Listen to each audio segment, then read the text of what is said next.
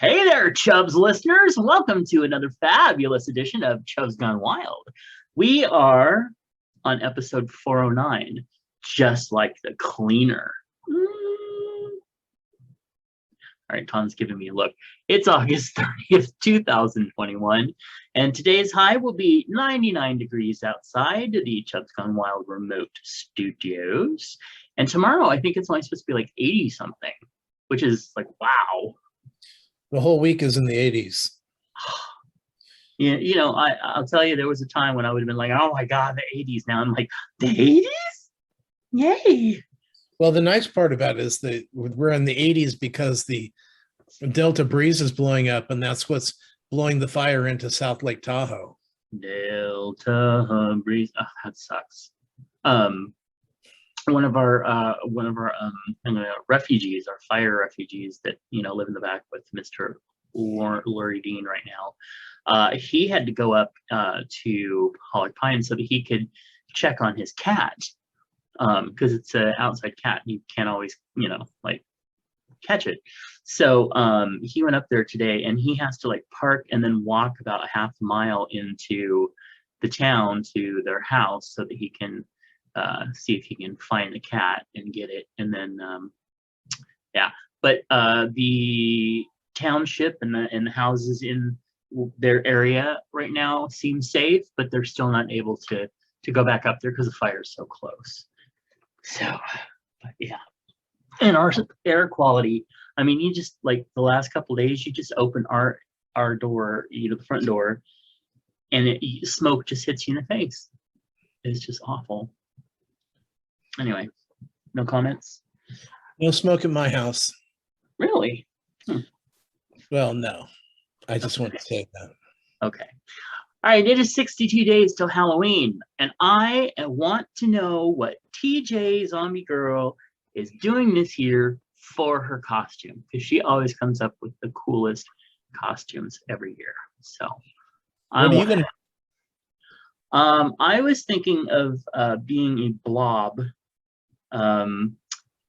which is good because I already have the clothes for the costume. And then I was going to sit in the back room with all the lights out up front. But this year, I won't have a bowl of candy that I'm eating from. So that'll be weird. Anyway, so yeah, that's what I'm. How about you? Fuck it. I don't participate in Halloween. Well, rude. Is it? Well, frankly, I've never been into the. I'm the not that person. A bowl of candy isn't participating either. So yeah, well, I'm not the person to open the door and have little kids there and be like, "Oh my God, you just said kids that are taking a home." I mean, some people really are into fawning over children. For me, it's like, "Oh my God, you disgusting little creatures, get off my doorstep." Well, I like to fawn over them when they've got a nice pan sauce. I don't even know. Okay, so 100 eating children because I'm a Democrat. That's what we do. I can't even. I don't even want to talk about the babies because they're more tender. Yeah, and they have that extra layer of fat that you can render off in a hot pan. Yeah, and we all have stem cells that we just inject into us all the time. Moving on. Those are stem cells. 117 days until Christmas, 36 days until Thanksgiving in Canada, 87 until American Thanksgiving, and 125. Wait, did we skip a holiday? No, we didn't. I was just interrupted a lot. Anyway, it's also 125 days until season 2 of Call Me Kat. Although, I don't know, they may change that number. I heard it got bumped up a little bit. We'll see.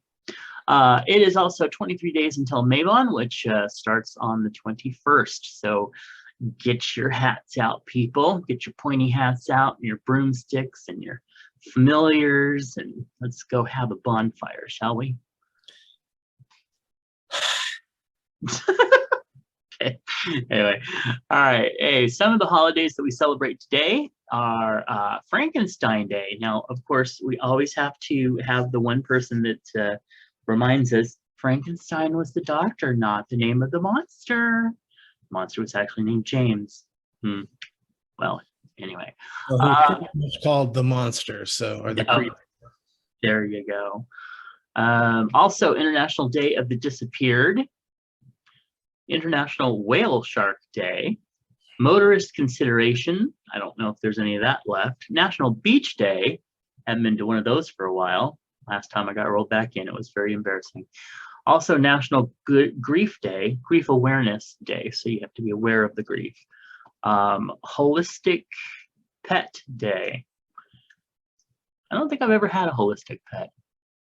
Anyway, and then National Toasted Marshmallow and Slinky Day. Did you have a Slinky as a kid or at any time? Yes. And was it entertaining? For about 3 seconds. I was going to say, I do remember having an original metal Slinky, and we had a long set of stairs in our hall. So I would try to do it, and it would go about 5 steps and then stop. Did you ever try to fuck your Slinky? No. It was too small. So, anyway. No. I don't even know where to go with that. Okay, so if you want to learn more about holidays on other days, go ahead and go over to checkiday.com. Checkiday.com. Today's affirmation: the more I accept life exactly as it is, the more I get to experience true harmony and the universe's divine perfection. Okay, even for me, that's going a little far. Matthew, I gotta go to the bathroom. Can you do me a favor? Enjoy your life. I'm like, enjoy your life. It's better and better every day. Yeah. Oh, look, Daddy peed the couch. Oh, it's just the universe's divine plan. Anyway. You're so blessed. That's true. Actually, I am in many, many ways. He's not necessarily one of them. Okay. All right. Patreon offers folks a way to support creators and receive rewards not open to the general public, like special podcasts, videos, books, and more. And you can become a Patreon supporter for as little as $1 a day over at patreon.com/MattBurlingame. And we want to thank our $1 a month. Yes. What did I say? $1 a day. I don't know. I'm channeling Sally Struthers. You can feed these poor children for $1 a day. Anyway. Okay, but we want to thank our current patrons: Clint, Nephi, Nick, DJ Sausage from Universe, Timothy, Eric, Brother Sinatus, Phoenix Dave, and Moose P. You all rock. And they should be having their books arrive at any time now. I'm very excited about that. I hope they like it. Yay. All right, well, it's time for birthdays.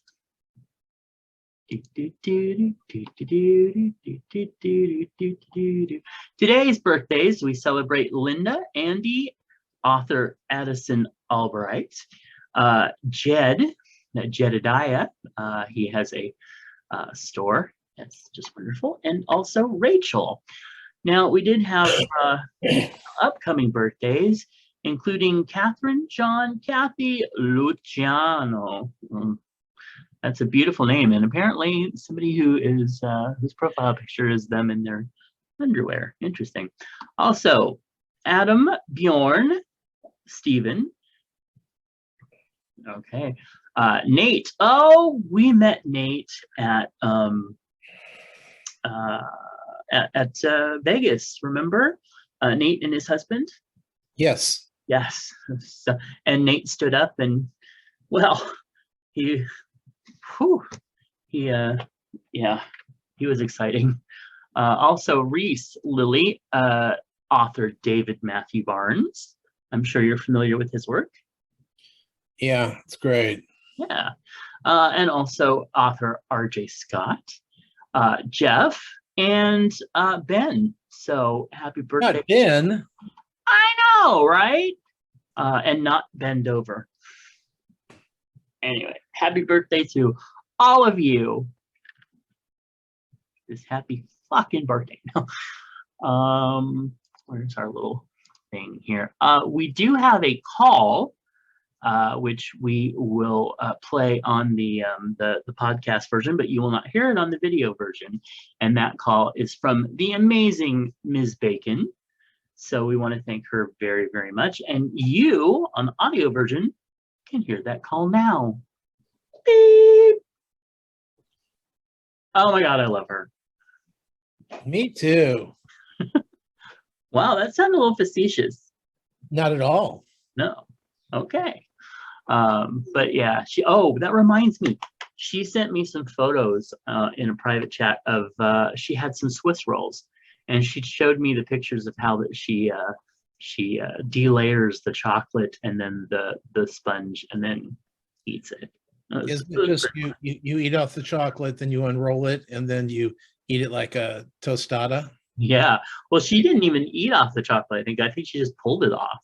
Oh, really? Yeah. So that never works for me because by the time I try to pull it all off, it's all melty. But anyway. But thank you, Miss Bacon. Oh no. Okay, no. I thought we had more things, but we don't. Okay, so hey, do you? I know. I'll get there. Do you have some chub hugs that you want to send out? Yeah, I want to send a chub hug out to our dear friend George, who, while getting a bypass, had a stroke. So the pictures of him look like he's okay. There's no facial problems, which you usually get with a stroke, but I don't know how his body is. But he's in the hospital and he's going to be going to rehab soon. But let's face it, if you have to have a stroke, best have a stroke while there's doctors standing around. Right, exactly. Yeah. Yeah, I saw that and I was a little horrified that he went through that. And so yeah, definitely want to send huge chub hugs out to him. Also, did you have any more before I go on? No, go ahead. Just checking. I want to be thoughtful and respectful. But I also wanted to send today. Only today. Fair enough. Yeah. I wanted to send chub hugs out to Mark and Ed, whose store, the Breaking Bad store, had recently moved to a new location, and they opened it, and it was a huge success. There were like people lined around the block to get in. So that is very, very cool. Now, have you watched Breaking Bad? Yes. I have not. I don't think I've ever seen a full episode of it or the predecessor, but I know that lots and lots of people just really, really love that show. In fact, Nephi loves the show. So, yeah. All right. You wouldn't like it. It's too intelligent. Oh, okay. Well, I'll allow that for the moment because I'm too stupid to know that you just insulted me. Anyway, current topics. Apparently, nobody wants to work for Chick-fil-A, and they can't figure out why. A bunch of franchises say that they're in the middle of a hiring crisis and labor shortage. While conservatives blame lazy workers, they can't imagine any other reasons why no one wants to work there. Wah, wah. Well, this is what happens when you have a business that is basically run by youth. The youth is smart enough to know. I mean, let's face it, you have to be a real Karen to want to work at Chick-fil-A, because the only way you're going to work at Chick-fil-A is if you're wearing it as a badge of honor. Right. I hate the fags so much that I'm going to work at Chick-fil-A just to piss them off. Yeah. Because if you have friends who are anywhere near liberal or Democrat, they're going to go, you are such an asshole for working at Chick-fil-A. So there has to be some redeeming quality to want to work there. Yeah. That's the only thing I can think of. Yeah, I agree. Actually, I get a little incensed at some, I think it's on Hulu when I've been watching Mary Tyler Moore, which, by the way, Ed Asner. Yes. Lou Grant. Passed away. yesterday. And Yes. it's like watching Mary Tyler Moore for the past month or so and getting up to season 7. And it was just like, wow, they're all gone now. No, Betty White is still alive. Oh, well, yeah. Well, so they're not all gone. Well, Mr. yes, Grant's yes, statement. they are. Okay. They're all reunited up there. No, the early cast is the photo that I was thinking of. They're all gone. But yes, Betty White is still there. And might I say that as much as I have enjoyed Betty White over the years, she was really good on Mary Tyler Moore. I mean, I was surprised. I thought her character, when I watched it as a kid, was just kind of a throwaway character, but it's really not. It's a really juicy role. But yeah, what surprised me is when she went on Golden Girls, and you know, when because we saw her in Password and stuff, like, you know, she did those kind of shows, and you know, a special here and there, but you kind of figured to play Sue Ann, you had to be a major cunt. I mean, yes. It's like Dixie Carter had to be a grandstander her entire life, you know, get on the coffee table and tell you why you're all wrong. Right. But you just expect that. And it's like B. Arthur. She was stern as Dorothy, as Maude was. And that's why she got those roles. People kind of got roles based on who their personality was. So when Betty White was this adorable, dumb lady from, you know, Wisconsin, yeah, oh gosh, wherever she was from, St. Olaf, yeah, I didn't expect it at all. Yeah. So because I thought she was going to be more like Sue Ann. So when you look back at how Betty White is, Sue Ann was a stretch for her. Yeah, it really was. So, but it's been so fun watching that. And I followed Ed on Twitter too, and he was just like right up to the end. He was so lively. And well, who just recently died from the show? It was Cloris Leachman. When Cloris Leachman just died, he said, "Betty, it's just you and me now, girl." Right. Yeah. You know, and he was very real, even though you know, the roles he played. Well, what the one thing it's hard to understand or to comprehend, let's say, is that he wasn't 70 years old when he was making Lou Grant.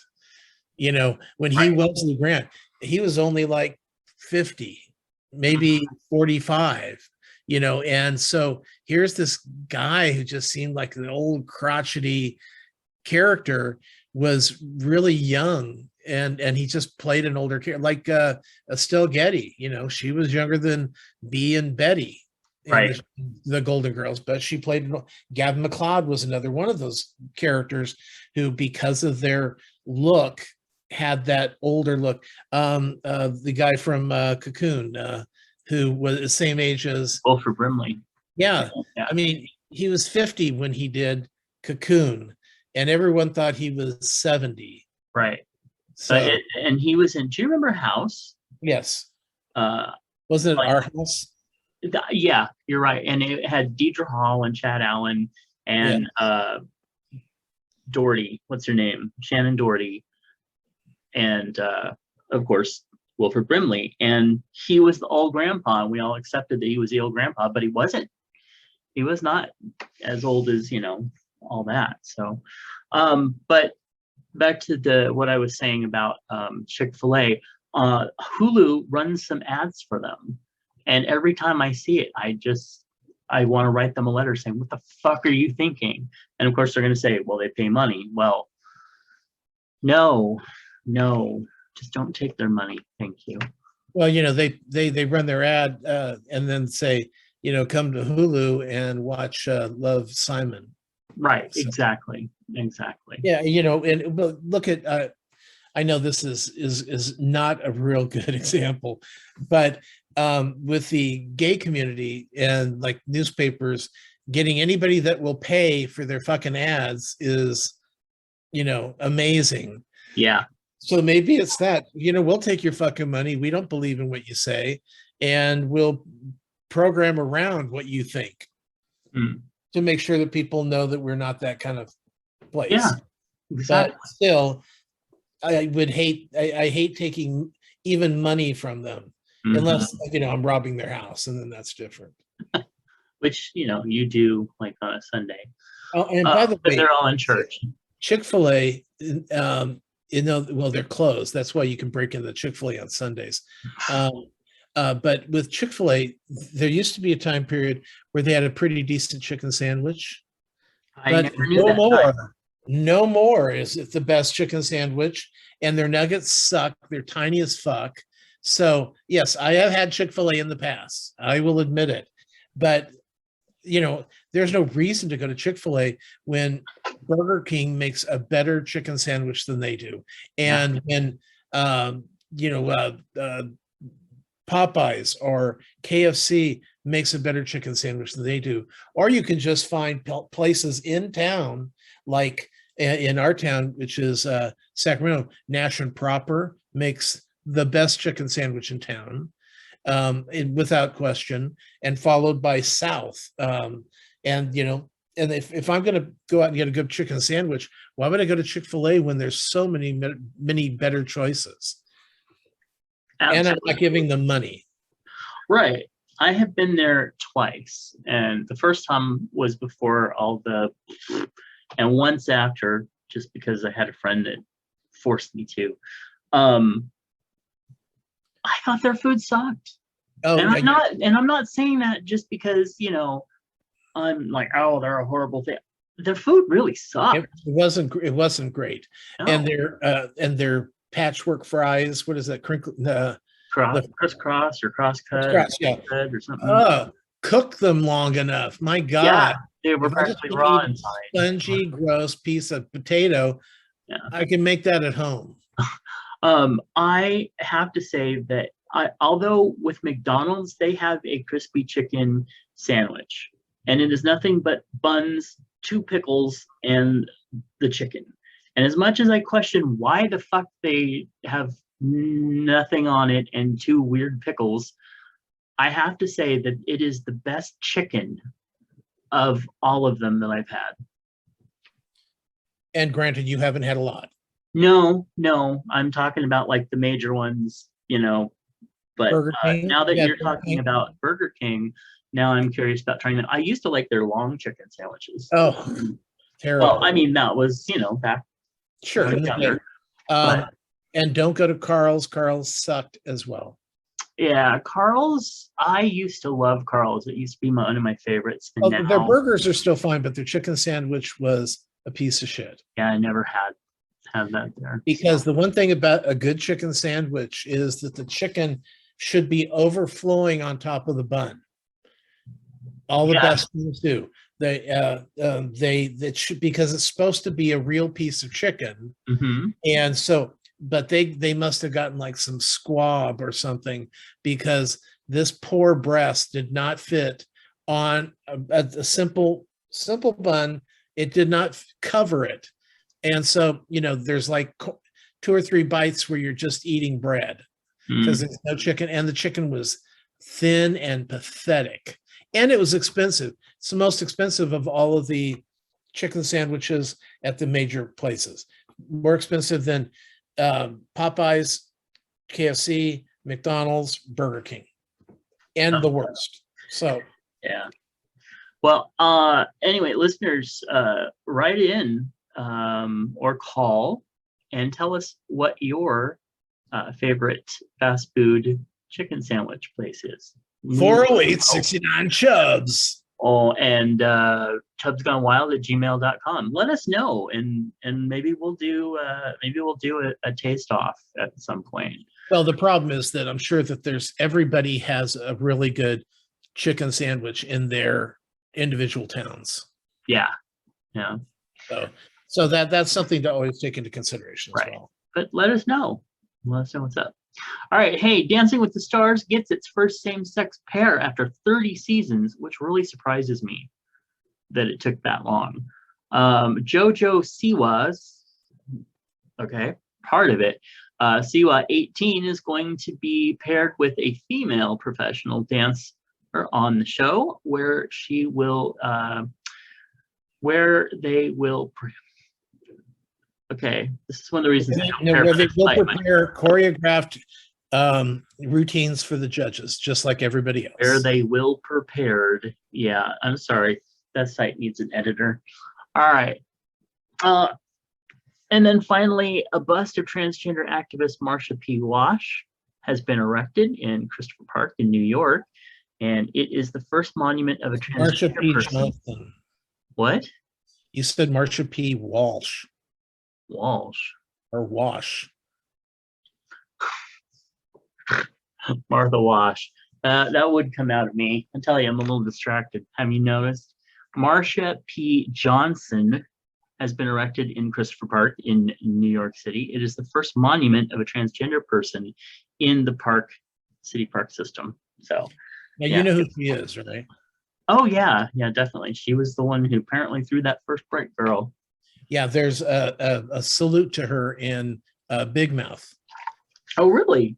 In episode, I can't remember the number, but it's Guytown, and Guytown is a men's apartment complex, mostly divorced men. But one guy that lives there is Harvey Fierstein. Oh. And he plays some old queen who walks around in his kimono and makes margaritas all the time. But so what we aspire to be. Right. And at one point he goes, picture it, 1969, Marsha P. Johnson threw the first brick. And so it was, that's how I learned who she was. Oh, yeah. She's been, I mean, of course, with some of my clients, I mean, that she is very big. She is a major icon. So that's really cool. She just passed this last month. Was it this past? What? Yes. Well, it was August. I didn't even hear that. Okay. All right. Well, that aside, Tom wants to talk to you about. Oh, do I? Hey. Okay. Let's see. Where do I want to start? No. Well, first of all, Evil is back on episode, I think it's 5 or 6, 7. I don't know. 7. It's number 7. Hit yesterday on Paramount Plus. I haven't watched it yet because I was busy. And if I'm not too busy, meaning sleeping, after we do the podcast, I'll watch it then. Otherwise, it's tomorrow. I usually like to eat lunch and watch scary stuff. I don't know why. Anyway, so looking forward to that. RuPaul's Drag Race. We are back. We came back after the big Singing for Your Life, and Eureka ended up coming back. And during the episode, Eureka ended up winning, and they ended up sending, oh God, I didn't write her name down because I thought, I'm not going to forget her name. But they sent home one of the girls who had made it to the top 4. So it was kind of sad. But Eureka was like, if I don't win this, you bitches are sending me home again. I know this. So, and it was kind of cool. They had to do monologues on something about their drag life, something that was earth-shattering, something that was funny, something that changed their lives in some way. So it was a good episode. Let's see, Big Brother this week, they sent home, who did they send home? Oh, that's right, they sent home Derek X, which for some reason I kept calling Ryan. I don't know. Okay. But he was the first person of color that went home. He was Asian. Oh. So he was the first one. But they, because the cookout is just the 6 Black people in the house. And it's so funny because their whole plot was, what we're going to do is we're all working together as the cookout. But everyone in the cookout has to make a friend in the house, their ride or die friend, and they cannot be a person of color.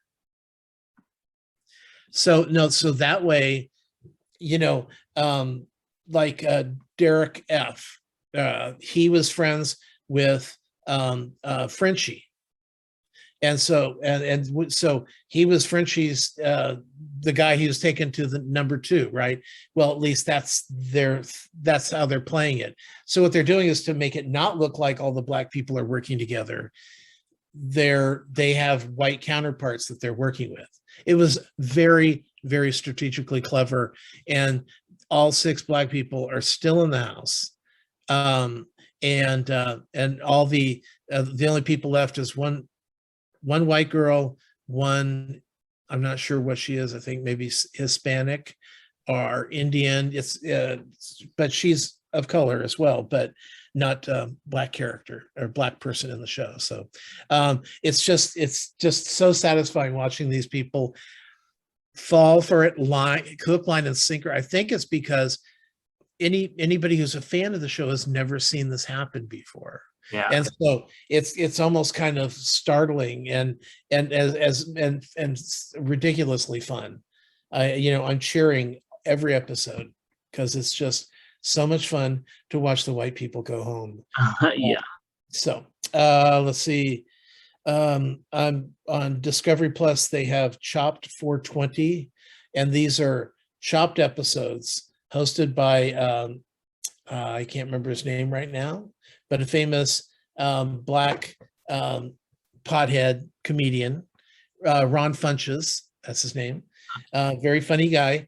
They do it just like Chopped, but they have the mystery ingredients, and you have to infuse it with weed. So, but it's fun, and it's about time. Yeah, especially for Chopped or Top Chef. None of them had done that up to this point, and they should have. It's ridiculous.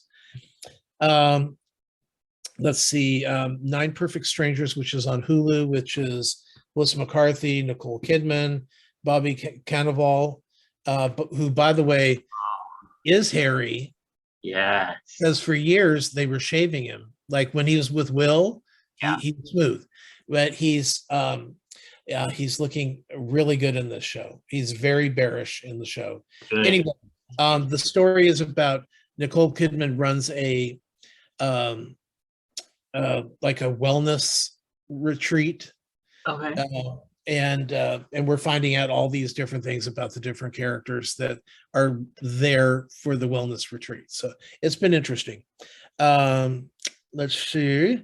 Good news. All Rise looks like it may have a 3rd season coming to OWN. I guess that's the Oprah network.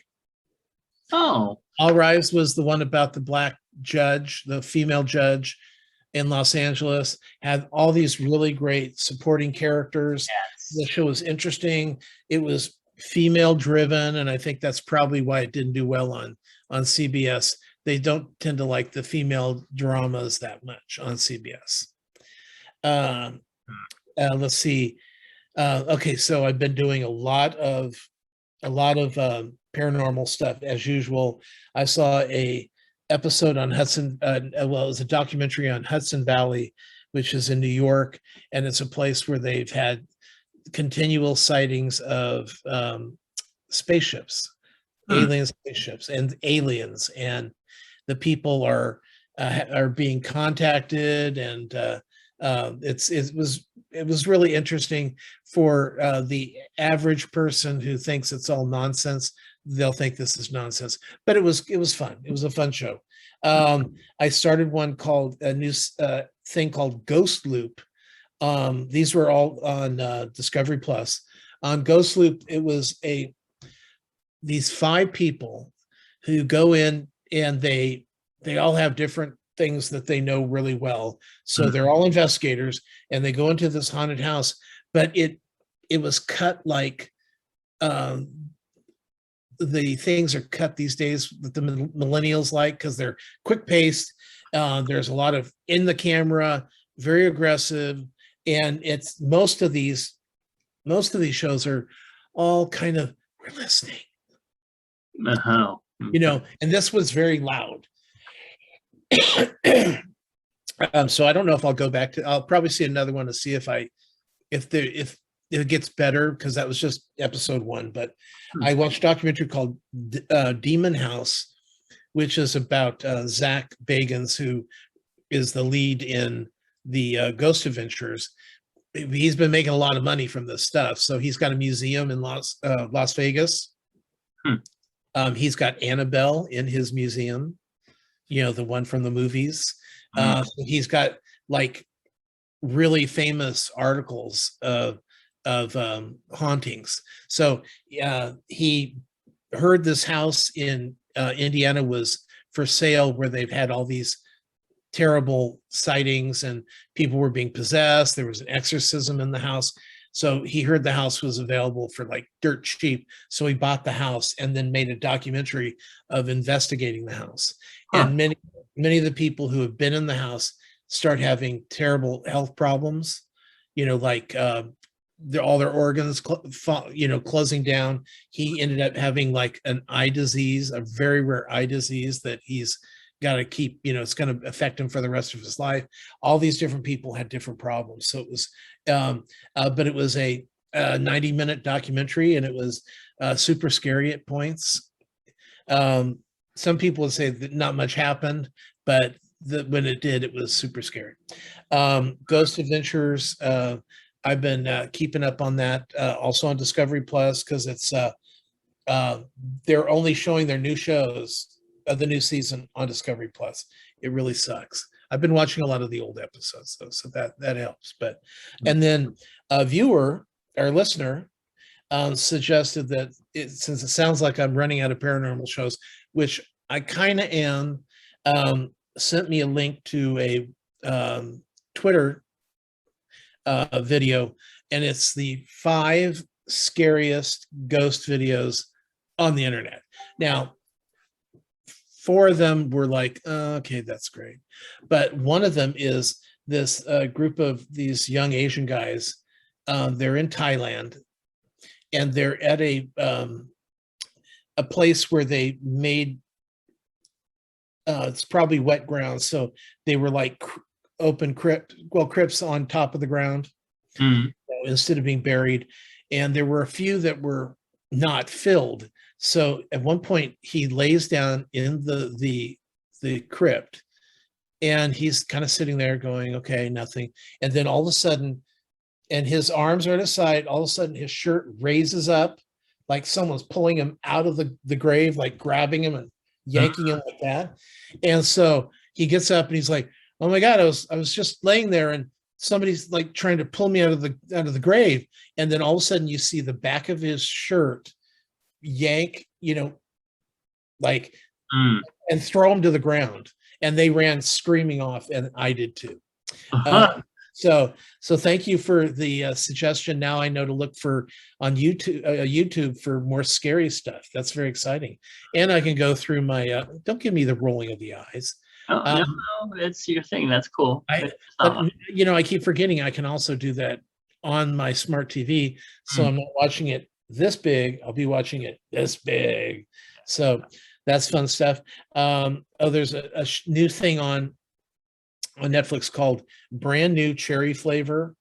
Oh yeah, I've been told about that. And this is from I don't know if you remember, a few years ago, I was watching these shows, and I don't remember what station it was on, but one of the cable stations, and they had this guy that went back to his old home and then found out that some of the people were missing, and that and it got scarier and scarier, and then they met this the tooth, they called it the tooth fairy, because it was this creature covered in children's teeth. It eats the teeth of children. It's not really some fairy that comes to your house and it takes the teeth away from the children. And it was totally, if I would have saw that as a child, I would have been like, oh, I had a tooth fall out, I'm throwing it across the street. I don't need the money. It's the same company that's doing that. Well, at one point, it's the basic storyline is this young female filmmaker. She made a short film that everybody's interested in, but she wants to direct it and they're like, oh yeah, we'll direct it, sign this contract. Oh, you're not directing anymore. And so she seeks revenge from this witch person. And the first thing that happens to her is she throws up a kitten. She starts going, and then this kitten falls out of her mouth. And this has happened twice now. It's like so gross. What? So, but I'm not scared yet. I'm not spooked by it. It's more like, ew, you know, I don't know. We'll see. I'm continuing to watch it. Also, God, it's just scary stuff.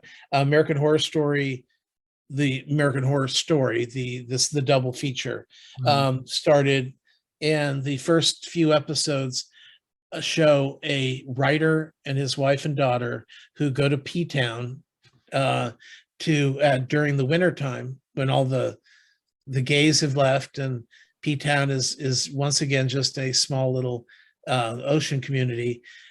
He goes there to write because he's heard that a lot of writers have had really good luck breaking their writer's block going to P-Town. But what happens is he meets some writers, some famous writers that are there, and one of them gives him some pills and says, as long as you take this, you're going to write the best stuff that you've ever written. You're going to be so engulfed in this, in your creativity, that you're not going to know what to do with yourself. Of course, after he takes it, he finds out to continue that, he's going to have to kill homeless people and drink their blood. And so, no, don't roll your eyes. This is good. And so, and it's basically the two writers that got him hooked on the thing, take him to, they go, oh, we're going to this guy's house. He's selling a bicycle, a television set, and a gaming system. And they go, so if he's got all those things that he's selling, he's either a meth freak or he's a meth freak that's robbed somebody and wants to sell their shit. So we're going to go to his house and eat him. And they're like, oh, and then they do. So they go after homeless people and meth heads and all the people who are bad. They don't go after any of the good people, or at least not yet. So, but it's been kind of fun. Otherwise, let's see, this week, I started up, well, I did want to mention Come From Away, which was the Broadway musical about the people landing. Their plane was sent to this little tiny town in, I think, like it was either Maine or Canada, top of the East Coast during 9/11. It was the plane was detoured there because they wouldn't let it land in New York, and they grounded all the planes, remember, for a week. Yeah. So drop these people, into a town with there's 300 people on the plane and 200 people in the town, and they got to figure out what to do with these people. And it was a Broadway musical. It's coming to Apple TV in September, the filmed version of the stage play, not a filmed version of the play. But then let's see, C, which was the Jason Momoa series on Apple TV, where he played the leader of a group of blind people. Everyone's blind. In that everyone's blind, and except he has a child that's not blind, and so, or he has two kids actually that are blind. And so that's second season. I wasn't really into it. Sean liked it. I watched also the other two, which is it's on Comedy Central and HBO Max, and this was with Molly Shannon, where her three kids, one of her kids was the new Justin Bieber, and her two other kids that were trying to break into the TV movie business, entertainment business, couldn't do it worth a shit. So it's them bitching about the fact that their brother's a celebrity, and now Molly Shannon has turned into a talk show host, and they're just like, oh my God, our lives are shit because our brother and our mother are more famous than we are. So it's like these angsty kind of young 20-year-olds, 20-ish years. It's very funny, very funny. And the brother that's a failure is gay, and at one point he's working for a like a Entertainment Tonight where they make him do gay things. So it's really, I mean, you're going, well, he's working, but it's like, oh, how horrible for him. After him and one of the girls are trying on bras to see what they're like, and it's like, okay, it's just anyway. That's the other two. Design Stars season 8, or Design Stars, I don't know. There are eight people competing, and this is like where David from the home design channel, David, the gay guy, remember back years ago, he became the first design star, and then he's still kind of huge on home and garden. Anyway, if you like competition shows, which I think you would, it's all about design and creating a look for a room or creating a theme. Not that you need it.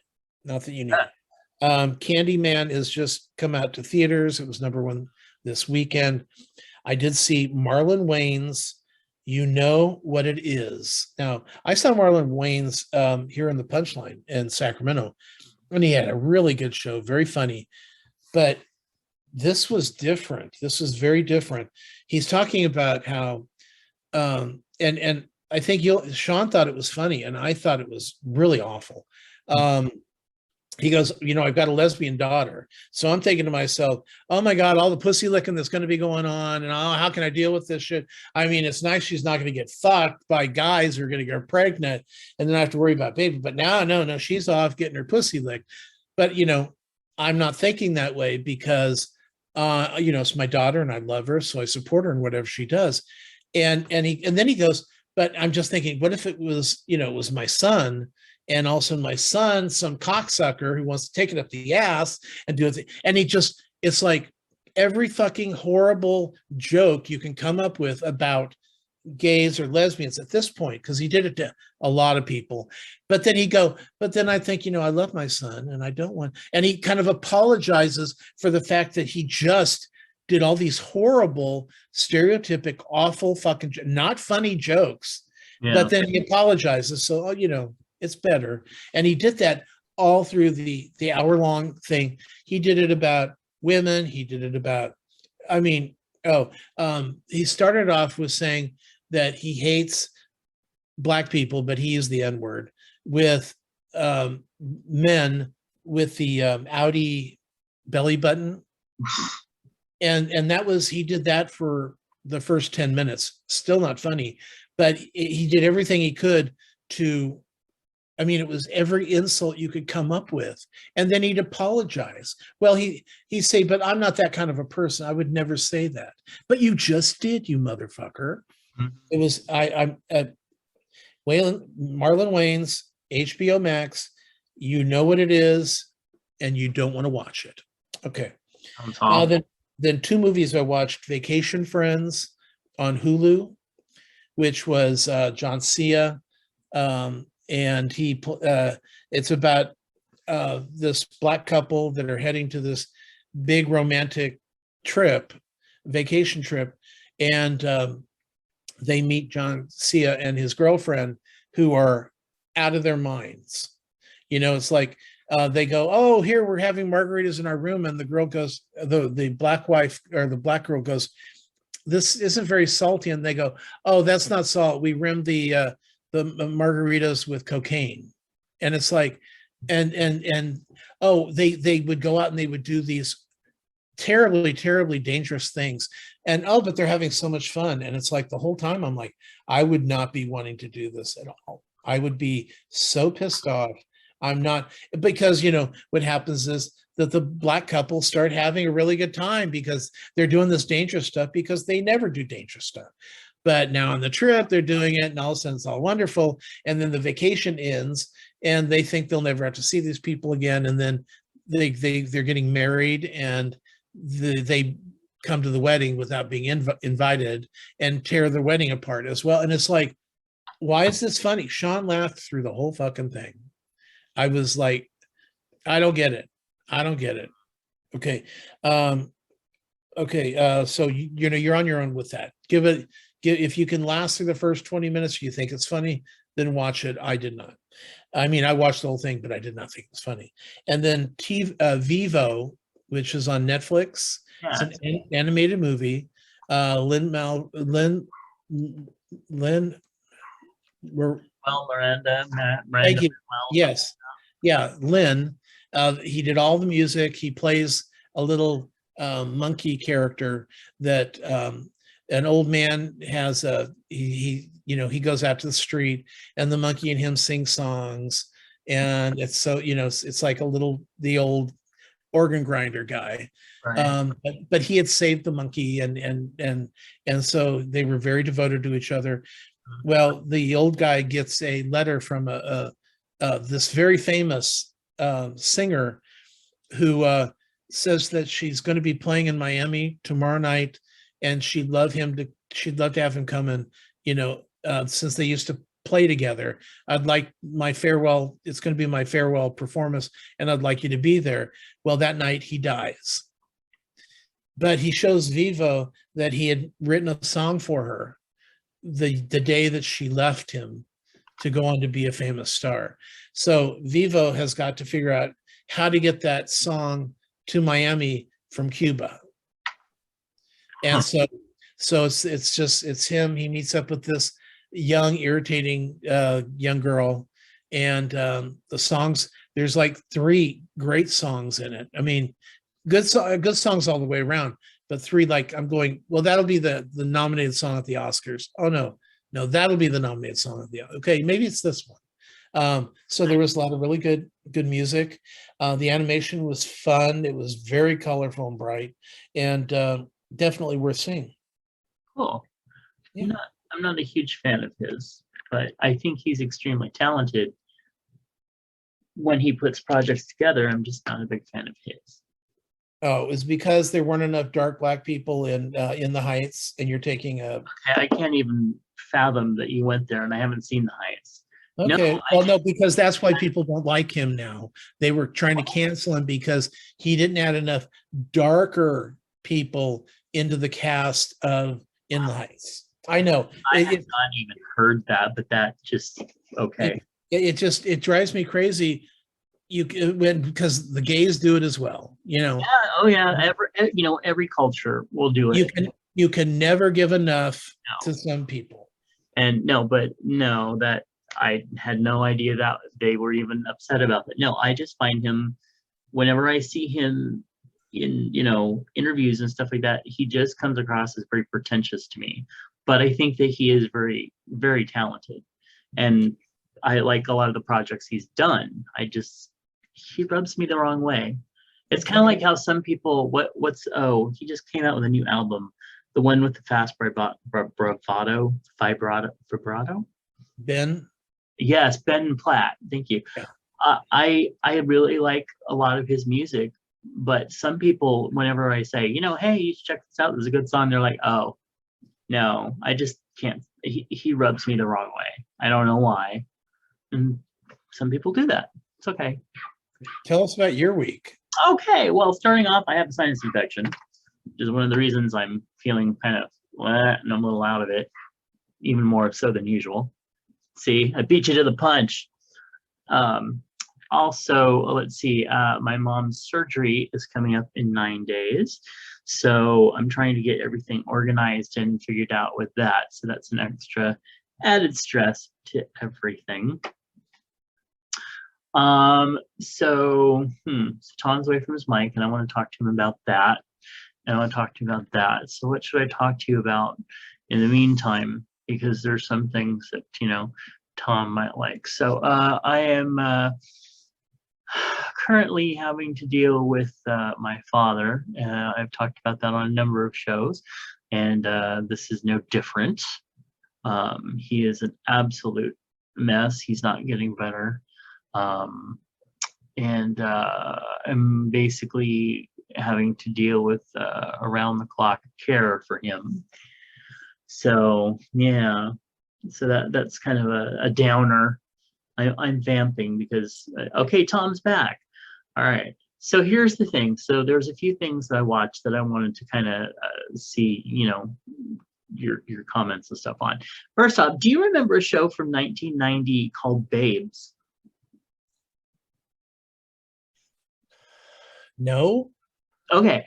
So I didn't either, but I was looking through one of my journals and I had written down like all my favorite blah blah blahs at the time, and one of them was one of my favorite sitcoms at the time was Babes, and I'm like, I have no idea what the fuck that is. So I looked it up, and it was a Wendy Jo Sperber show where it was her and two other large actresses that were playing her sister.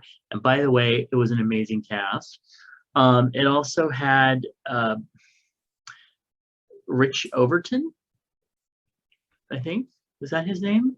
Anyway, so it was a sitcom that Fox did, and it was basically Wendy Jo Sperber's kind of like solo show that she got, and I didn't remember anything except I remembered that she had a show around that time because it was a while before she died. She died actually in 2005 of cancer. Anyway, so I found 2 episodes of it on YouTube. And the first episode I'm watching, which was like number 4, and I'm like, I can kind of see why this show didn't really survive more than 1 season. And then I watched the other episode, which was episode 14, and it was really good. And I thought, wow, how sad that, this is another show that probably got in its stride. And then they were just like, no. But back then, we had like 4 networks. Okay, everybody, remember right now, Tom's taking off his shirt. So if you want to see some hot juiciness, just over and check out the video. It's hot in here. Oh, they can see the neckline. It's kind of like, when they used to show the wrist. Yeah, the wrist or the ankle, and guys would get like all freaked out because they would see the ankle and be like, oh. Say, okay, I'll take my shirt off too. Raise it up. You can see skin. I don't want to see skin. What are you talking about? Finish your week. I want to take a nap. Anyway, all right. So, Babes, it is nowhere. It is nowhere to be found on any service. They didn't do anything with it. There's like 2 episodes that somebody like obviously recorded on their VCR and then put up on YouTube. So thank them for that. But how sad. I would like to see the whole series, actually. Well, this is the problem with all those. I mean, look, we had the same problem with Brothers. Mm-hmm. Yeah. Some people had it up, some episodes up on Twitter. I happen to have a bunch of VHS that you were, recorded on digital for me, but they all of a sudden they just forget about these shows. Yeah. And it doesn't matter if they're successful or not. Brothers ran like 4 or 5 years, and they still didn't get any kind of breakout. And fortunately now with the digital empire, most everything goes to some digital format forever, and hopefully they stay in the loop because somewhere down the line someone's going to go, hey, what was that terrible show by the Blossom girl? And it's Call Me Cat season. What happened to that? And it's like they're going to be able to go to one of their digital sources and go, oh, look, they've got the first season and the second, which was the final season of it, but it's there.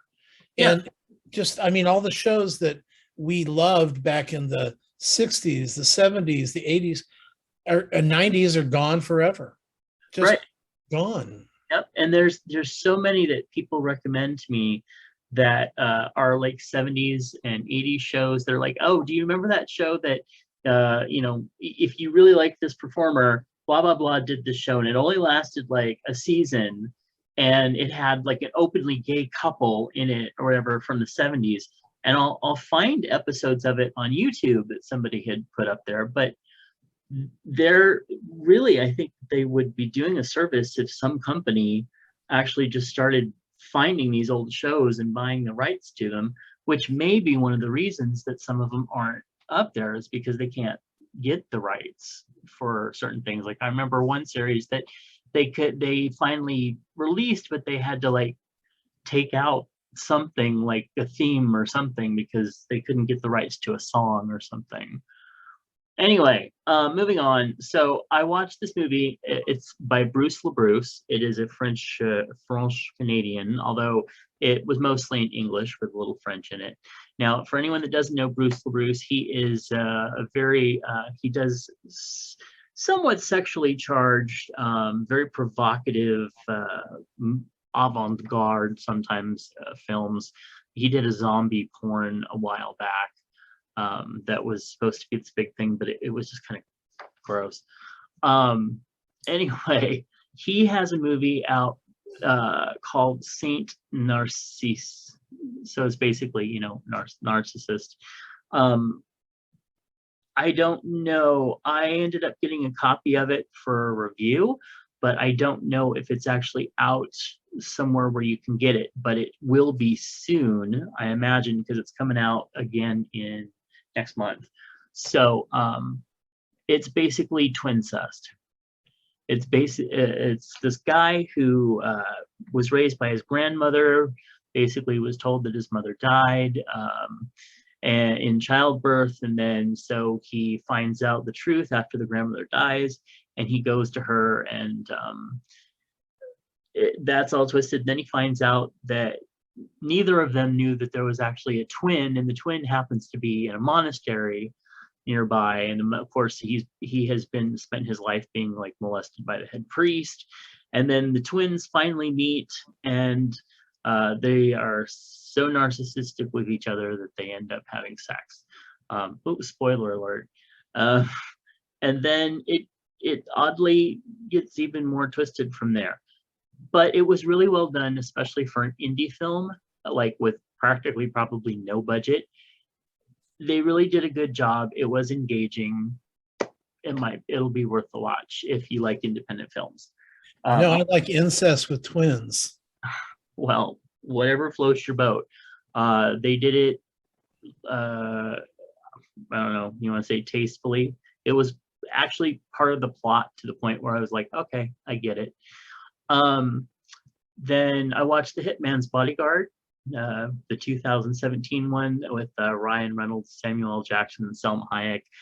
It was really fun. I really enjoyed it. I thought it was good, and I recommend watching it because it was lots of action. I could have done without some of the blood from the stuff that happens because obviously it's a hitman and a bodyguard. But it's really fun and comedic. Then I watched The Hitman's Wife's Bodyguard, and wow, I actually laughed out loud at a lot of the points. And listening to Selma Hayek sitting there saying that it's her fault that they can't conceive because she has her pussy pipe is too tight. I actually laughed out loud. It's really well done movie. The only thing that I thought kind of sucked about it was Antonio Banderas. His performance was just awful. But the rest of it, including Morgan Freeman in it, it's wonderful. It's a great film. Go see it. I watched The Amazing Race 19, not into any of the teams. Yawn. Let's move on. And then finally, the only other thing that I've been watching, except for Mary Tyler Moore, which I already talked about, was The Biggest Loser season 18. I ended up getting a copy of this to be able to watch. And the whole thing, it's even worse than it was before. Everything is death culture, and you're gonna die, you're gonna die, you're gonna die, you're fat, you're gonna die. And then when they would have the little chats where now they have, oh, it's not just about working out, we also have to fix your mind and your soul and everything. And every single one of them, whenever they left or were kicked off the show, when they were walking out, they're like, next time you see me, I'm going to be sexy. Every single contestant on there was like, as soon as I lose weight, I'm going to be sexy. Whatever. Just the whole message was fucked up. And then, the show. it used to seem, it wasn't necessarily, but it used to seem somewhat inspiring, but it is so bad now. I mean, it, if you lose only 5 pounds during the week on this, it's like they're all so disappointed in you and you are a horrible person. And I'm like thinking, in the real world, if I lost a pound in a week, that's a fucking win. But no, they just, I mean, they were just so like, you're a failure. You're a horrible, awful failure because you didn't lose 10, 15 pounds. You're just awful. Anyway, I really hate the show. The only thing that I can think of it being good for is like softcore porn for chasers. Other than that, it is a piece of crap and it needs to go. Its time is way done. Anyway, and that's that. And speaking of that, we want to remind you to be loud, be proud, be too much, and to be you. This Fat Marker Clothing wants those of us who've been told that we are too much of something to turn those negatives into positives. And Chubs Gone Wild listeners, you can do that by using the code FMWildChub to get 20% off anything while ordering over at fatmarkerclothing.com. And just a reminder, by the way, that their new 2021 collection, A Fall into a World of Reimagination, has been released. So go over to the site and check it out. It's really cool. And they're gearing up for Christmas. So this is a great time to start thinking about holiday gifts. Oh, that's right. Remember, 5X. Anyway. Oh, I just read this off the Huffington Post because I was really listening to what you were saying. And that is Kid Rock cancels shows after COVID hits his band after they do the Sturgis rally. I heard that. Yep. Yeah. One of my friends, I won't say who it is, but one of them kept seeing on Grindr, kept seeing some word like wonder or something like that. I forget what the hell it was. So he finally looked it up and figured out that they were basically, the people in Grindr were saying that they were going to go to some mega music concert. And he's like, oh, so thank you for telling me that you're going to a super spreader event, so I won't have anything to do with you. I don't, how are people so stupid? That is a question that I know is basically rhetorical, but I don't. Well, my great niece and her boyfriend are not getting vaccinated, and their reasoning is we already had COVID. And it's like, yeah, that's okay. I've had both shots, and then 2 months later, I don't taste anything for 10 days. So, but if I hadn't gotten the vaccine, I may be dead. Right. So there's a reason for getting the vaccine because they both were very, very sick. And I'm thinking, well, if you don't want to do that again, get the fucking vaccine. Yeah, I was telling Tom about this earlier. I have a friend who just had a breakthrough case, and he said it was so bad that there were times when he went to sleep that he thought he really questioned whether he was going to wake up. He said his lungs were basically on fire the whole time, and he was struggling to breathe, but not to a point where he had to go to the hospital. But he really just thought that it was so bad he thought he might die from it. It's not a joke. It's not. And then another friend who keeps getting word from his family that more people that they've known, like every other day practically, that some anti-vaxxer that they know has died. I mean, just literally, like, they're like, oh, well, it's not real, it won't affect me, blah, blah, blah. And then they're dead. Well, and a priest and a reverend guy, anti-vaxxer, just recently died. And he's been giving, sermons to a full group of people pretty much unvaxxed. So much for that church. What are they thinking? Well, I mean, I saw a joke, a meme with a person scuba diving going, "Oh my God, I'm drowning, I'm drowning." And they go, "We told you to put on your mask." But it's the same thing. What would people not, okay, would you go in, you're on the moon and you're leaving the ship, you'd put on a fucking mask, a helmet, right? No, they're not doing this because No. it's like common sense. If you've got a vaccine, take the vaccine, especially, I mean, like right now, Pfizer's is completely approved. Right. It's no longer an emergency approval. It's completely approved. And the thing is, as much as I want to see less non-vaxxers, conservatives, and Republicans, I don't want to see them die. Right. And that's one of the I want them to learn the right of their way and come over to the dark side and eat babies with me. Yeah. Well, but I have said before numerous times, when somebody is croaked from that stuff, I'm just like,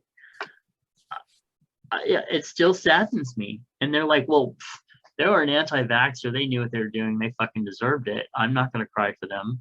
And I'm like, I'm sorry, I can't help it. I know that they're assholes and they were stupid and everything, but now they're dead and their family is going to, be forever fucked up because they were an idiot. Well, not just that, they could also end up dying because they're probably not anti-vaxxers. And what I just keep hearing about are these horrible stories of these families who decided they weren't going to get the vaccine and they weren't going to wear a mask. And one of them gets sick and then 4 or 5 of them are dead. Yeah. And a couple of the people that survived got COVID, and either it was, they didn't have any symptoms at all, or they got really sick themselves and, survived from it. But, I mean, you could lose a majority of your immediate family with a situation like that. Right. And there's no reason for it. And that's the thing. There's no reason for it. Exactly. There isn't. And it's preventable, and we know how. And there's more and more young people dying. In fact, in Sacramento, the majority of the people that are sick and dying are people that are in the 24 to 30 something age range. More kids are getting it now because of the Delta variant, and people just aren't fucking doing anything. They just aren't. Makes me very angry. All right. Let's go ahead and move on into advice. I think we just gave advice. We did. Oh, wait, a different advice. The category advice. Okay. Yeah. All right. This comes from, I'm assuming, Dear Prudy over at slate.com. Go check them out. My best friend recently moved from our hometown to the city I live in. I was so excited to have her close by again, and I was happily introduced her to all my friends on a night out. It didn't go well. She has really bad social anxiety and anxiety in general, and I think the whole thing kind of overwhelmed her. We also went to a nightclub, and she's more of a dive bar kind of girl, so she wasn't really into the club scene. She tried to pretend to be having a good time, but it was kind of obvious that she wasn't. Well, now we have a party coming up, and my friends don't want me to invite her because she's boring and not fun. I think my friend is really fun under the right circumstances, and she'd love a party that's smaller and less overwhelming than a nightclub. She's also worried that my other friends don't like her. My friends are really pushing me not to invite her, but she's my best friend. What should I do? Invite her. Your friends will get over it. I mean, unless she is such a bummer on a party that the party implodes, who cares? If she wants to sit in a corner and do nothing the whole time, then she'll do that. But there's no reason not to invite her, especially if she's gotten word of there being a party. Right. Yeah, I would say either that, or I would say ditch the party. Well, it's her party. Well, no, it's not her party. It says it right there. It's my party. No. Now we have a party coming up, and my friends don't want to invite her. I know, but the last thing she says is, "It's my party." Well, that's her signature name. Oh, so she can cry if she want to? Yeah, basically. Okay. She's one of those. Anyway, invite her to the party. Say, you know what? Give her another fucking chance. What is it going to hurt the fucking party? Right. If she's, not fitting in or whatever, she'll go sit in a chair, she'll go home. You don't have to interact with her if she's not, if she is really a bummer. If she is, she'll just sit in a corner and eat a dry burger. Yeah. Whole dry burger. But yeah, just invite her, or it sounds like your other friends might be kind of being a jerk. So, I don't know. No. You don't have to cross friends. Well, speaking from experience, I remember people telling me not to bring a certain person I was seeing to the party. I certainly hope I never did that, because yeah, you did. What? When? Go back 16, 17 years. And you did, and Brian did, and Charlie did, and everybody. So wait, this is before. Yes. Okay. Well, that was understandable. That was a different time. I'm just saying. And you know what I did? I brought him anyway. Yeah. No, that isn't right to do that. So that's stupid. Anyway. Or, and if they say, well, if you're going to bring her, then you're uninvited. Go, fine, I'm uninvited. Yeah.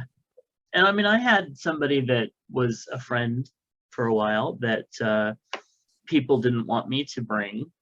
Yes, you did. Many of them. Several of them. But many, not several, many. Many's more than several. Okay, not many. Thank you very much. Maybe two. I can give you names right now. Yeah, let's not. Okay.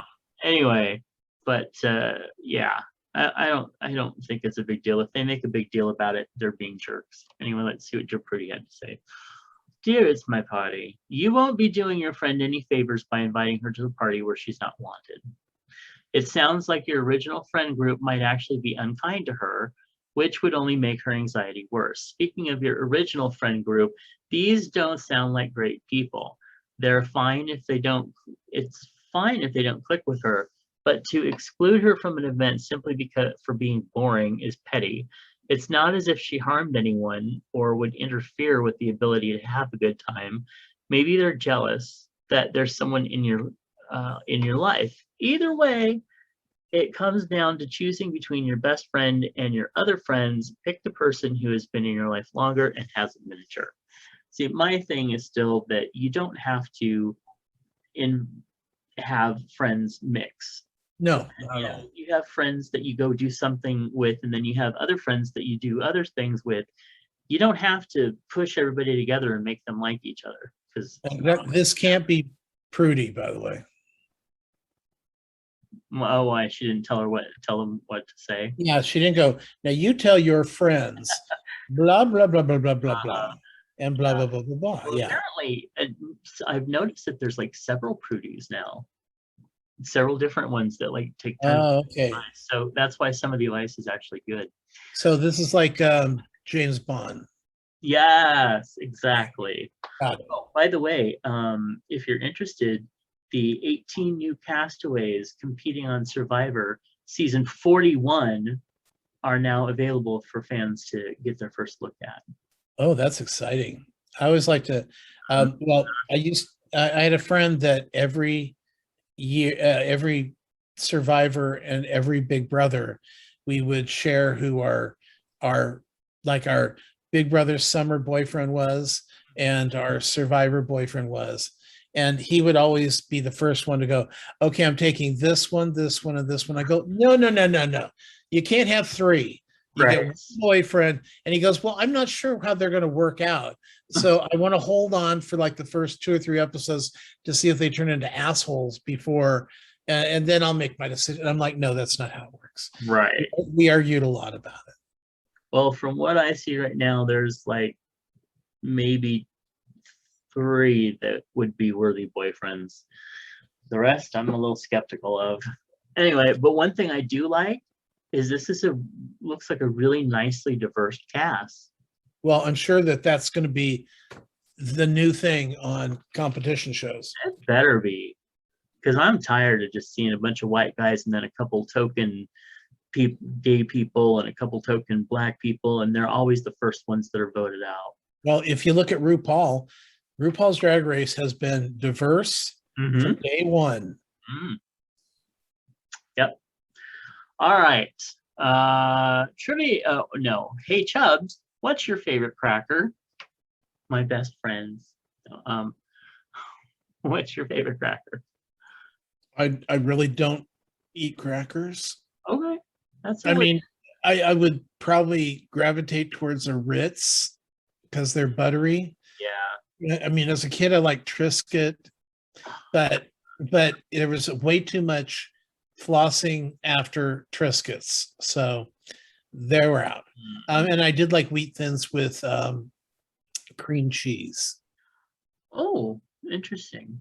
I actually, Wheat Thins are in small doses, like single servings, which is like 11 to 14 crackers, are decent complex carbs for diabetics. Just letting you know. Anyway, my favorite actually used to be Ritz, but they've changed the recipe or something, and they're like really crumbly and dry now.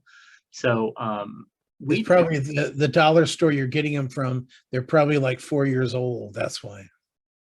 I haven't been to a dollar store in a long time, but thank you for that. Oh, please. I go all the time. I would go. I just don't have anyone to go with. So, well, you mean anyway, take you there. Wheat Thins are my favorite. So, okay. Hey, Chubs, do you like flan? No. I like a really good flan. Good for you. Yeah. Well, good for you that you don't. You know, actually, I might like it, but whenever I seem to get a flan, it's got that Mexican brown sugary taste to it that's off-putting to me. It's just the whole thing just doesn't work for me. Okay. Although I like egg custard. Yeah, that's okay. So I'm not sure. I'm not sure.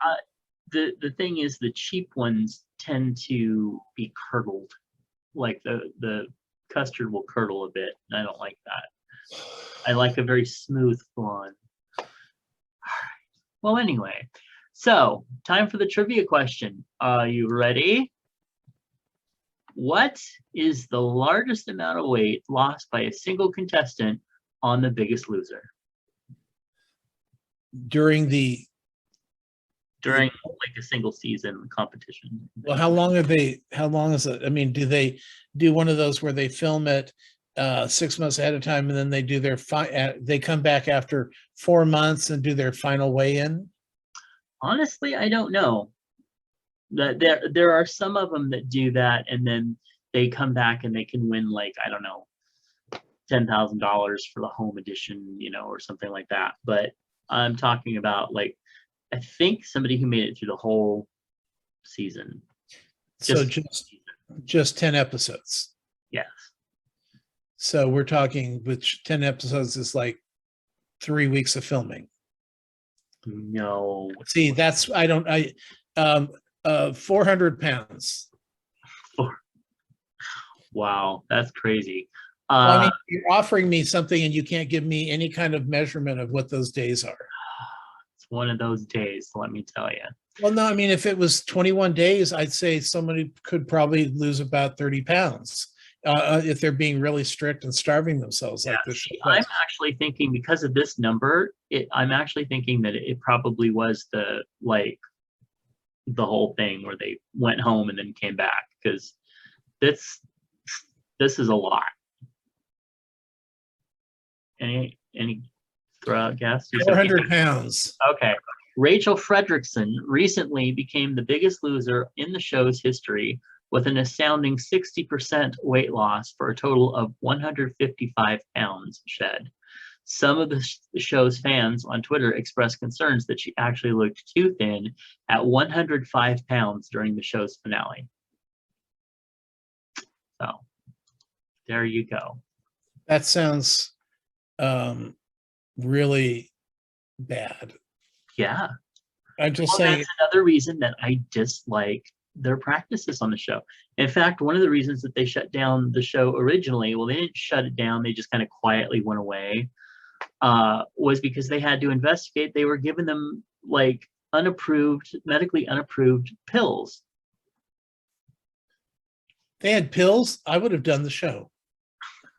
Yes, but the problem is that almost all of the contestants, and I say almost because there's a few that haven't, almost all the contestants, whatever weight they lost when they left the show, they gained it back. Anyway, moving on to a happier topic. What's in your lunchbox? Well, Mr. Michael Sage wrote in and shared that he had some vegetarian tacos, and they have corn and avocado and cabbage and beautiful, looks like double tortilla, probably some feta. Looks like some goat cheese or some feta on there. Yeah, I'd say it's probably the Mexican crema cheese. Okay. Yeah. But those look really good. Really, really good. They do. Yeah, I was like, oh, I can eat this. Then you went, yeah, he had vegetarian tacos. And immediately I went, Yeah, I understand that feeling. I'm still looking at it going, it still looks good. Yeah, it really does. The grilled corn, that's really nice. The avocado, the tomatoes, thinly sliced cabbage to give it more of a coleslaw kind of effect. Yeah. And the double tortillas is normal for street taco. Beautiful. They're really beautiful. And continuing the taco theme, here's one from me. And these were actually made by Lurie Dean. And they are, these had the best shells that I've ever had on tacos. They were beautifully made. And they're basically chicken tacos. They've got, all the accoutrement. And he added green onion to it. And it was beautiful. It was beautiful, beautiful. So next up, we have from Phoenix Dave. He sent in, first, happy belated birthday, Tom. And this was dinner cooked by hubby: spaghetti, boiled shrimp, pre-peeled, sea scallops, sausage, and mushrooms. Wonderful birthday dinner. Wow. And it looks really, really good. Oh, look, he's got his pill thing right next to the plate.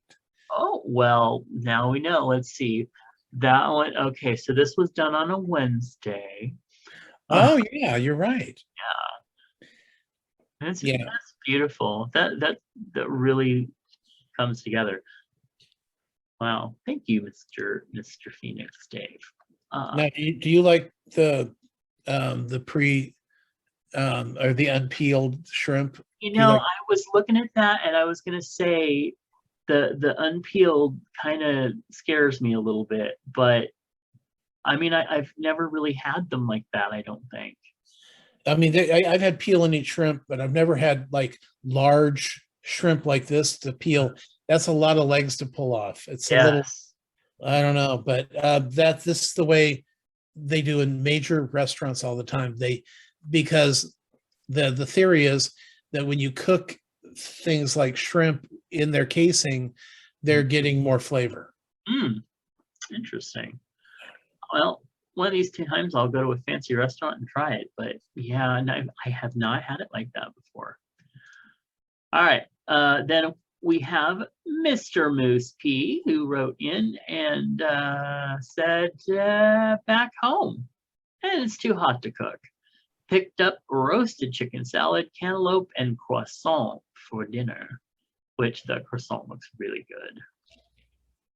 And then takeout chicken Alfredo was good, really creamy. It looks good. Looks like nice big chunks of chicken. That's one of the things I like, because with a pasta dish like that is a really good, protein. See, I usually like no protein. Oh, okay. So like when you have your spaghetti, you don't like meat or like a hamburger or anything in it? I mean, occasionally, but I mean that's how I grew up. But as I got older, like a, a fettuccine alfredo, who needs pork protein? You got that beautiful creamy sauce in the penne pasta here. I just made some just recently, and I did it with I made my own marinara, which was just tomato paste and garlic, and I didn't even use I used onion powder instead of onions because I wanted to keep the sauce creamy. And then it's salt and pepper over, and then toss the pasta, and it was great. Nice. Speaking of the penne, I had a version of that at what's the restaurant? It's the Spaghetti Factory a while back, and it was actually really good. It is the best thing that I've ever had there, because usually Spaghetti Factory, I don't expect high quality there, but I would order this again. Speaking of, I saw a thing on Facebook where they were arguing about whether it is appropriate to add sugar to your sauce that you were just talking about. I tend not to, but I know that that's an Italian thing. Okay. All right. Well, let's see here. So a word from our sponsor. Currently, LGBTQ people of color in America have a disproportionately high rate of new HIV infections. Golden Rule Services of Sacramento, along with the HIV Community Planning Council, want you to know about an important tool in preventing you from contracting HIV. Pre-exposure prophylaxis, aka PrEP, is medically proven to be 99% effective in preventing HIV infection. To learn more about PrEP, call your local sexual health clinic. In Sacramento County, California, contact Golden Rule Services at sacgrs.org and get started on protecting your sexual health. And with that, we thank you for joining us for an amazing episode, and send us an email at chubsgonewild@gmail.com. Leave us a comment at chubsgonewild.com. Like us on Facebook at facebook.com. I said that right. /chubsgonewild. Please consider becoming a patron of the show at patreon.com/MattBurlingame. Find Tom's movie and TV reviews over at swannerandjudd.com. Find their podcast in iTunes or in iHeartRadio. Find out more about my books over at justkisstheguy.com, and check out my other podcast at biggaysexshow.com. And watch videos of this show on YouTube at youtube.com/C/Matthew Burlingame. And give us a call at 408-69 Chubs. Yes. And we have made it to another milestone episode coming up next episode, 410. So we 410. 410. We're going to celebrate every 10 episodes from now on. Well, I can see doing 420, but oh my goodness! You know what? We should do something 420. Good call. How about for the next 10 episodes, I'll get high every time we. No, I guess do something. Okay, we'll just wait. We'll just wait for the 420. Okay, and then hey, maybe we'll both. No, you can't hold it together. Not high. I can't imagine you high. Oh. Well, I don't know. Let's talk about this now. No, we don't. It'll be like it's written down. Read what's written down. I can't read what's written down when I'm not high. It'll be more like I can't read because my mouth is full. I remember that one time I got high, I was shoving everything I could into my mouth. Literally. And afterward as well. I know the worst part was a lot of that was furniture. I don't understand you. Well, I had a big appetite and I wanted some wood. Okay. All right. So we have already offended and defended, and we are ready to close this sucker out. So Offended me. we will catch you next time. Bye. Bye.